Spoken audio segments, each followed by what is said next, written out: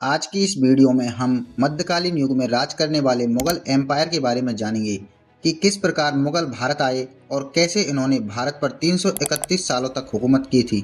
आज की इस वीडियो में आपको सारे सवालों के जवाब मिल जाएंगे, तो वीडियो को लास्ट तक जरूर देखना। सबसे पहले हम बात करेंगे कि आखिर मुगल थे कौन और भारत क्यों आए। मुगल तैमूर और चंगेज खान के वंशज थे, जो कि मध्य एशिया के निवासी थे। भारत में मुगल वंश की स्थापना जहीरुद्दीन मोहम्मद बाबर ने की थी। पहले तो ये भारत में व्यापार के इरादे से आए थे, लेकिन बाद में ये यहीं पर बस गए। बाबर का जन्म मध्य एशिया के वर्तमान के उज्बेकिस्तान में हुआ था। बाबर के पिता का नाम उमर शेख मिर्जा और माता का नाम कुतुलुग निगार खानम था। सन 1494 ईस्वी में 12 वर्ष की आयु में बाबर गद्दी पर बैठा, लेकिन उसके चाचाओं ने उसका विरोध किया और उसे गद्दी से हटा दिया। लेकिन बाद में वह घर से बेघर हो गया। लेकिन 7 महीने के बाद उसने अपनी गद्दी को वापस पा लिया और 1496 ईस्वी में उसने समरकंद पर कब्जा कर लिया। लेकिन 1512 ईस्वी में उज़्बेकों ने समरकंद को बाबर से वापस छीन लिया। बाबर ने 1504 ईस्वी में काबुल और 1507 ईस्वी में कांधार को जीतकर बादशाही की उपाधि धारण की। उस समय दिल्ली में खिलजी वंश का पतन शुरू हो गया था। खिलजी के बाद सैयदों और सैयदों के बाद लोधी वंश की स्थापना हुई। बाबर ने 1519 से 1526 तक भारत पर 5 बार आक्रमण किए और लास्ट में 1526 ईस्वी में पानीपत के मैदान में दिल्ली के सुल्तान इब्राहिम लोदी को हराकर भारत में मुगल वंश की नींव डाली। लेकिन अभी तक बाबर की स्थिति मजबूत नहीं हुई थी, क्योंकि उस समय भारत में मेवाड़ के राजा राणा सांगा एक ताकतवर योद्धा थे। बाबर ने अब आगे बढ़ना स्टार्ट किया और बयाना के किले पर 21 फरवरी 1527 को हमला बोल दिया। इस युद्ध में राणा सांगा ने बाबर को बुरी तरह से परास्त कर दिया, जिसके बाद बाबर ने दोबारा कोशिश की और 17 मार्च 1527 को खानवा का युद्ध हुआ। इस युद्ध में पहली बार तोप खाने का प्रयोग किया गया था। तोप खाने के हमले की वजह से राणा सांगा की सेना बिखरने लगी। हाथी पागल हो गए और अपनी ही सेना को मारने लगे थे। आखिर भाले और तलवारें तोपों के सामने कब तक टिकती।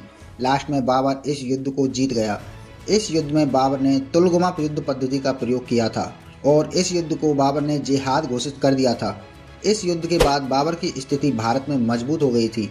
इसके बाद 1528 में चंदेरी और 1529 में घग्गर का युद्ध जीता। बाबर के पुत्र का नाम हुमायूं कामरान अस्करी हिंदाल था। पत्नी का नाम गुलबदन बेगम था। बाबर ने सिर्फ 4 साल ही राज किया था और 26 दिसंबर 1530 को 47 वर्ष की आयु में उनकी मृत्यु हो गई। बाबर के बाद उसका पुत्र हुमायूं गद्दी पर बैठा। हुमायूं का जन्म 6 मार्च 1508 ईस्वी को काबुल में हुआ था। हुमायूं का शासनकाल 2 भागों में बांटा गया है। वैसे तो हुमायूं का अर्थ भाग्यशाली होता है, लेकिन हुमायूं एक दुर्भाग्यशाली शासक था। बाबर का बड़ा पुत्र होने के नाते हुमायूं 26 दिसंबर 1530 को गद्दी पर बैठा, लेकिन 17 मई 1540 ईस्वी में इसकी गद्दी इससे छीन ली गई। ये हुमायूं का पहला शासनकाल था। इसके बाद पूरे 15 साल जंगलों में भटकने के बाद 22 फरवरी 1555 ईस्वी को हुमायूं ने अपनी गद्दी वापस पा ली और 27 जनवरी 1556 तक इस पर शासन किया। ये हुमायूं का दूसरा शासनकाल था। अब बात करते हैं कि आखिर हुमायूं को अपनी गद्दी छोड़नी क्यों पड़ी थी। बाबर की अंतिम इच्छा थी कि उसके मरने के बाद हुमायूं को अपने चारों भाइयों में राज्य को बांट देना है, जिसके बाद काबुल, कांधार, पंजाब और मध्य एशिया मुगल साम्राज्य से अलग कर दिया गया। इस विभाजन से मुगल शक्ति कमजोर पड़ गई और हुमायूं को राज्य संभालने का अनुभव भी नहीं था, जिसका फायदा गुजरात के शासक बहादुर शाह ने उठाया। उसने अहमदनगर और खानदेश पर अपना अधिकार कर लिया, जिसके बाद हुमायूं ने गुजरात पर आक्रमण कर दिया और बहादुर शाह वहां से भाग गया। लेकिन गुजरात में मुगल सत्ता मजबूत होने से पहले ही हुमायूं गुजरात से वापस लौट आया, जिसके बाद बहादुर शाह ने फिर से अपनी स्थिति मजबूत बना ली। इसी बीच बिहार के अफगान शासक शेर खान ने अपनी स्थिति मजबूत कर ली थी। उसने 1534 ईस्वी में बंगाल के शासक को हराकर बंगाल पर कब्जा कर लिया था। इसके बाद वाराणसी, जौनपुर और कन्नौज पर भी कब्जा कर लिया। इस खबर से हुमायूं घबरा गया और आगरा की ओर बढ़ा, जहां पर 1539 ईस्वी में दोनों सेनाओं में चौसा का युद्ध हुआ। इस युद्ध में शेर खां की जीत हुई। इसके अगले साल फिर 1540 में कन्नौज के पास दोबारा दोनों सेनाओं में युद्ध हुआ और इस युद्ध में शेर खां हुमायूं को हराकर उत्तर भारत का शासक बन गया। इसके बाद शेर खां ने शेर शाह की उपाधि धारण की। हुमायूं 15 सालों तक इधर उधर भटकता रहा। उसके भाई भी उसके विरुद्ध हो गए। अंत में उसे फारस के शासक की शरण मिली। 1545 में शेर शाह की मृत्यु हो चुकी थी, जिसके बाद अफगान शक्ति कमजोर पड़ गई। अफगान सेना के कमजोर होने के बाद हुमायूं ने फिर से उत्तर भारत पर कब्जा कर लिया। उसने 1555 ईस्वी में दिल्ली और आगरा को जीता और 27 जनवरी 1556 ईस्वी को हुमायूं की मृत्यु हो गई। इस प्रकार हुमायूं का शासनकाल 2 भागों में चला था। हुमायूं के बाद अकबर मुगल गद्दी पर बैठा।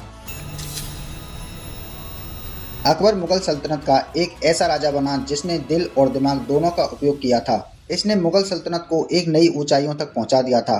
अकबर के अंदर काफ़ी खूबियां थीं, जिसके बारे में हम आगे बात करेंगे। अगर अकबर के जन्म की बात करें तो अकबर का जन्म 15 अक्टूबर 1542 को अमरकोट के राजा बीरसाल के महल में हुआ था।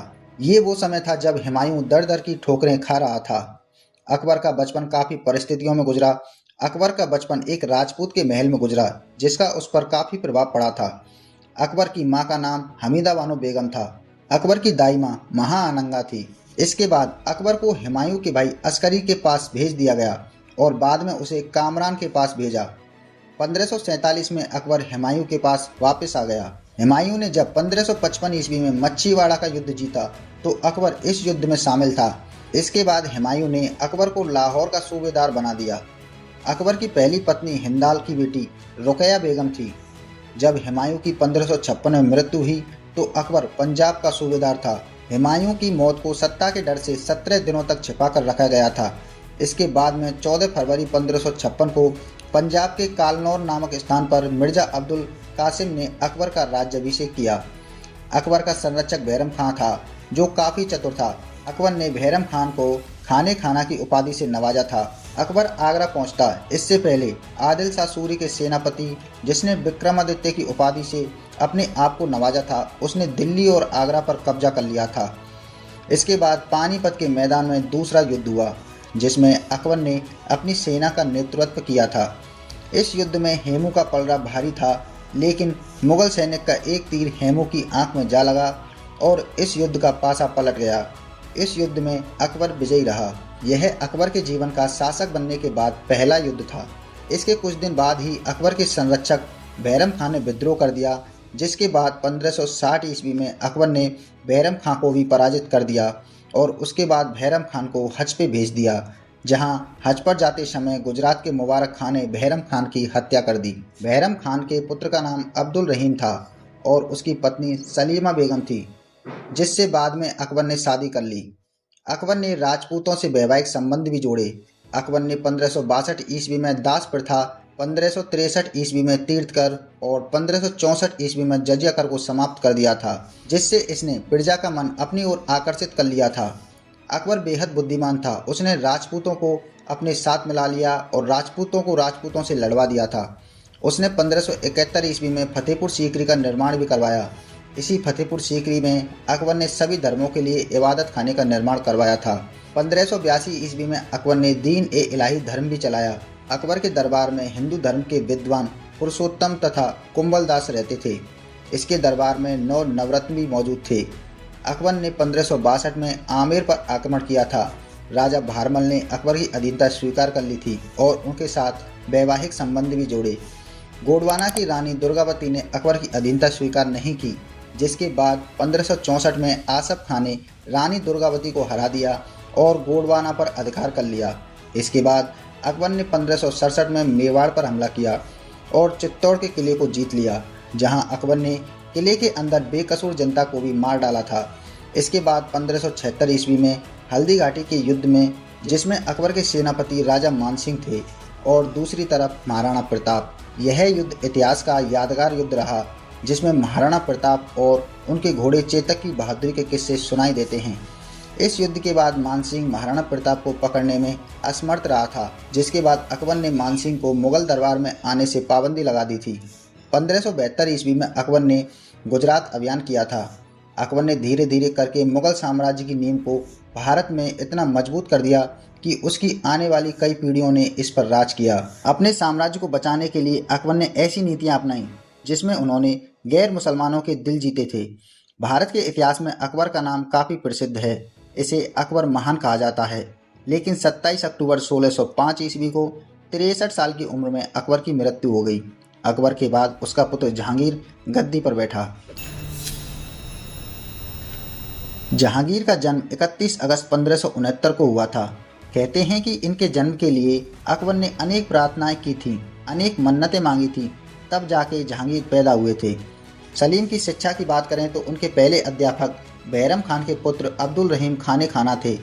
जहांगीर एक श्रेष्ठ निशानेबाज थे। 1581 में अकबर ने जहांगीर को काबुल में युद्ध पर भेज दिया। उस समय उसकी उम्र मात्र 12 साल की थी। जहांगीर के विवाह की बात करें तो उसकी कई शादियां हुई, जिसमें पहली 1585 ईस्वी में मानसिंह की बहन मानवाई थी, जिससे खुसरो का जन्म हुआ था। दूसरी जोधपुर की राजकुमारी जोधाबाई या जगत गुसाई थी, जिससे शाहजहां खुर्रम पैदा हुए थे। सलीम ने जल्दी गद्दी पाने के लिए अकबर से विद्रोह भी कर दिया था, लेकिन वो नाकामयाब रहा। अकबर की मृत्यु के बाद 29 अक्टूबर 1605 ईस्वी को सलीम का आगरा के किले में राज्याभिषेक किया गया। सलीम के राज्याभिषेक में कोई भी अभिषेक नहीं हुआ था। उसने स्वयं राजमुकुट अपने हाथों से पहना और सिक्के जारी किए। जहांगीर ने भी अपने पिता अकबर की नीतियों को अपनाया। उसने अपने कानूनों में कई सुधार किए। उसने अंग भंग करने की सजाओं को खत्म कर दिया। फरियादी की फरियाद सुनने के लिए जहांगीर ने न्याय की जंजीर लगा दी। पुराने विश्वास पात्र मंत्रियों को उनके पदों पर ही रहने दिया। मानसिंह के पुत्र महासिंह को 2000 का मनसबदार बना दिया। जहांगीर ने अपनी राज्य व्यवस्था को सुधारा। उसने कई करों जैसे कि जकात, तमगा आदि पर रोक लगा दी। चोरी डकैती के लिए नए कानून बनाए। कुओं तालाबों का निर्माण करवाया। बंदियों को क्षमादान दिया आदि ऐसे कई कार्य किए जो जनता की भलाई के लिए थे। जहांगीर का जीवन तब बदला जब उसके जीवन में नूरजहां आई। नूरजहां एक बेहद खूबसूरत बेगम थी, जिस पर जहांगीर अत्यधिक फिदा थे। उसका असली नाम मेरुनिसा था। 1611 ईस्वी में उसने नूरजहां को पहली बार देखा। वह देखता ही रह गया और उसे नूरजहां या नूर महल की उपाधि से नवाजा और इसके साथ ही उससे विवाह किया। नूरजहां बेहद बुद्धिमान थी। उसे चित्रकला, कविता, संगीत में काफ़ी रुचि थी। नूरजहां का प्रभाव आगे चलकर राज्य में इतना बढ़ा कि दरबार में जहांगीर के हस्ताक्षर की जगह नूरजहां के हस्ताक्षर चलने लगे थे। उसके नाम के सिक्के भी चलने लगे थे। नूरजहां ने अपना एक गुट भी बनाया, जिसे नूरजहां गुट कहा गया। जहांगीर की धार्मिक नीति की बात करें तो जहांगीर ने धार्मिक नीतियों में कोई खास बदलाव नहीं किए। जहांगीर के समय पर ही यूरोपवासी, पुर्तगाली और अंग्रेज भारत आए। सबसे पहले यहाँ डच कंपनी आई, जिसने व्यापार शुरू किया। उन्होंने जहांगीर से परमिशन लेकर यहाँ व्यापार शुरू कर दिया, लेकिन 1613 ईस्वी में पुर्तगालियों ने विद्रोह कर दिया और शाही 4 जहाज़ों को लूट लिया, जिसके बाद जहांगीर गुस्सा हो गया और पुर्तगालियों का हुक्का पानी बंद कर दिया। लेकिन बाद में जहांगीर से उन्होंने माफ़ी मांगी और जहांगीर ने उन्हें क्षमा कर दिया। सन 1600 में ईस्ट इंडिया कंपनी भी जहांगीर के समय पर भारत आई। 1605 से 1615 तक जहांगीर ने मेवाड़ अभियान चलाया, क्योंकि मेवाड़ अभी तक मुगलों के अधीन नहीं था। लेकिन लास्ट में काफ़ी समय के बाद मेवाड़ से जहांगीर की संधि हो गई। इसके बाद अहमदनगर, 1620 में कांगड़ा विजय, 1622 में कांधार से पराजय हुई। ये अभियान चले। कांधार अभियान में जहांगीर की पराजय हुई क्योंकि उस समय शाही दरबार में नूरजहां का गुट कार्य कर रहा था और खुर्रम ने भी विद्रोह कर दिया था, जिसका फ़ायदा ईरान के शासक शाह अब्बास ने उठाया और कांधार पर कब्जा कर लिया। 1627 में जहांगीर लाहौर से कश्मीर आ गया। उसका स्वास्थ्य भी बिगड़ने लगा था और 28 अक्टूबर 1627 ईस्वी को भिम्बर नामक स्थान पर जहांगीर की मृत्यु हो गई। जहांगीर के बाद उसका पुत्र शहाबुद्दीन मोहम्मद खुर्रम गद्दी पर बैठा। जहांगीर के बाद कुछ समय के लिए शहरयार मिर्जा गद्दी पर बैठा था, जिसका शासनकाल 7 नवंबर 1627 से 19 जनवरी 1628 तक रहा। शहरयार जहांगीर का 5वां और सबसे छोटा बेटा था। जहांगीर की मृत्यु के बाद अपनी सौतेली मां नूरजहां के प्रभाव में आकर वह गद्दी पर बैठा, पर यह साजिश ज़्यादा दिन तक नहीं चली। शाहजहां ने शहरयार को मृत्यु दंड दिया और स्वयं गद्दी पर बैठा। शाहजहां का जन्म 5 जनवरी 1592 ईस्वी को लाहौर में हुआ था। उसकी माता का नाम जगत गुसाई था, जो उदयपुर की राजकुमारी थी। उसके बचपन का नाम खुर्रम था। 20 साल की उम्र में उसका विवाह नूरजहां के भाई आसफ खां की पुत्री आरजुमंद बानो से हुआ, जिसे हम मुमताज़ के नाम से जानते हैं। शाहजहां के काल में मुगल शक्ति अपनी चरम सीमा पर थी। उसके दरबार में देश विदेश से आए लोग बैठते थे। उसे बना बनाया राज्य मिला था, इसलिए उसके पास अपार धन था। 1606 ईस्वी में खुर्रम को 8000 जात और 5000 सवार का मनसब प्रदान हुआ था। 1616 ईस्वी में खुर्रम ने दक्षिण अभियान पर विजय प्राप्त की, इसलिए जहांगीर ने उसे 1617 ईस्वी में शाहजहां की उपाधि से नवाजा था। शाहजहां ने सन 1648 में आगरा से दिल्ली को अपनी राजधानी बनाया। जहांगीर की मृत्यु के समय शाहजहां दक्षिण भारत में था, लेकिन शाहजहां के आदेश पर आसफ खान ने गद्दी के सभी दावेदारों को खत्म कर दिया और 24 फरवरी 1628 को आगरा में शाहजहां का राज्याभिषेक किया गया, जिसके बदले शाहजहां ने 7000 जात और 7000 सवार एवं राज्य के वजीर का पद भी प्रदान किया। इसके अलावा नूरजहां को 2 लाख की पेंशन देकर लाहौर भेज दिया गया, जहां 1645 ईस्वी में उसकी मृत्यु हो गई। शाहजहां इस्लाम धर्म का कट्टरवादी बादशाह था। वो सुन्नी और शिया मुसलमानों में भेदभाव करता था। जो धार्मिक नीति अकबर और जहांगीर के समय पर थी, वो शाहजहां के समय पर नहीं रही थी। इसी के कारण शाहजहां के राज्य में कुछ विद्रोह भी देखने को मिले, जैसे कि बुंदेलखंड का विद्रोह, खाने जहां लोधी का विद्रोह। 1657 में शाहजहां बीमार हो गया, जिसके बाद शाहजहां ने दारा शिकोह को अपना उत्तराधिकारी घोषित कर दिया था।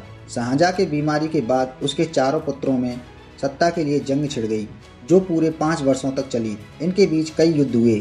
पहला बहादुरपुर का युद्ध, दूसरा धर्मट का युद्ध, तीसरा सामूगढ़ का युद्ध और चौथा खजुआ का युद्ध। इसके बाद उत्तराधिकारी का अंतिम युद्ध 1659 ईस्वी में देवरई की घाटी में दारा शिकोह और औरंगजेब के मध्य हुआ, जिसमें औरंगजेब की जीत हुई। औरंगजेब ने अपने भाई दारा शिकोह और उसके पुत्र सुलेमान और सिपेर को अपमानित कर मार डाला था। औरंगजेब दारा शिकोह को काफिर मानता था, क्योंकि वह धार्मिक विचारों का व्यक्ति था, और अपने पिता शाहजहां को तख्त से हटाकर आगरा में कैद कर दिया और 1658 में मुगल सम्राट बना। शाहजहां 8 साल कैद में रहा और 1666 ईस्वी में 74 वर्ष की आयु में उसका देहांत हो गया। औरंगजेब का जन्म गुजरात के दोहद नामक स्थान पर मुमताज के गर्भ से हुआ था। 1643 ईस्वी में औरंगजेब को 10,000 जात और 4,000 सवार का मनसब प्रदान किया गया। 18 मई 1637 को फारस के राजघराने की इलरास बानो बेगम से इसका निकाह किया गया। औरंगजेब 1636 ईस्वी से 1644 और 1652 ईस्वी से 1657 ईस्वी तक गुजरात और मुल्तान का गवर्नर रहा था। इसने आगरा पर कब्जा कर लिया और 31 जुलाई 1658 को दिल्ली में अपना राज्याभिषेक करवाया। दारा को हराने के बाद 15 मई 1659 में वह दिल्ली पहुंचा, जहां 1659 में उसका दूसरा राज्याभिषेक किया गया। औरंगजेब ने मुगल साम्राज्य को 12 लाख वर्ग किलोमीटर तक फैला दिया था। औरंगजेब मुगल साम्राज्य में सबसे ज्यादा राज्य करने वाला शासक था। उसने पूरे 49 वर्षों तक शासन किया था। औरंगजेब एक क्रूर बादशाह था। प्रजा उसके शासन से खुश नहीं थी। औरंगजेब ने अपनी बर्बरता अपने भाइयों के साथ साथ प्रजा के साथ भी दिखाई, जिसका परिणाम पूरे मुगल साम्राज्य को अंत में भुगतना पड़ा था। वह एक कट्टर मुस्लिम शासक था, जो पूरे भारत को मुस्लिम देश बनाना चाहता था, जिसके लिए उसने हिंदुओं पर काफ़ी बर्बरता से अत्याचार किया। उसने मंदिरों को तोड़वाया और मस्जिदों का निर्माण करवाया। उसने हिंदुओं के त्योहारों और मेलों पर रोक लगा दी। हिंदुओं को घोड़े और हाथी चढ़ने से मना कर दिया। उसने कृष्ण की नगरी मथुरा को भी क्षति पहुंचाई और मथुरा का नाम बदलकर इस्लामाबाद, वृंदावन का मोमिनाबाद और गोवर्धन का नाम मोहम्मदपुर रख दिया। उसने हिंदुओं के नौकरी पेशा बंद कर दिए, अपनी सेना से हिंदुओं को बर्खास्त कर दिया और मुसलमानों की भर्ती की। उसने जजिया कर को भी चालू कर दिया था और कर ना चुकाने पर मुस्लिम धर्म अपनाने पर विवश किया। लेकिन उसका इतना सब करने के बाद भी हिंदू और सिख उसके सामने नहीं झुके। सिखों के 9वें गुरु तेग बहादुर ने औरंगजेब के खिलाफ आवाज़ उठाई, लेकिन औरंगजेब ने उन्हें सूली पर लटकवा दिया। महाराष्ट्र के वीर शिवाजी महाराज ने औरंगजेब को पूरी जिंदगी परेशान किया, लेकिन औरंगजेब शिवाजी को पकड़ नहीं पाया। औरंगजेब के इस व्यवहार से जगह जगह विद्रोह होने लगे।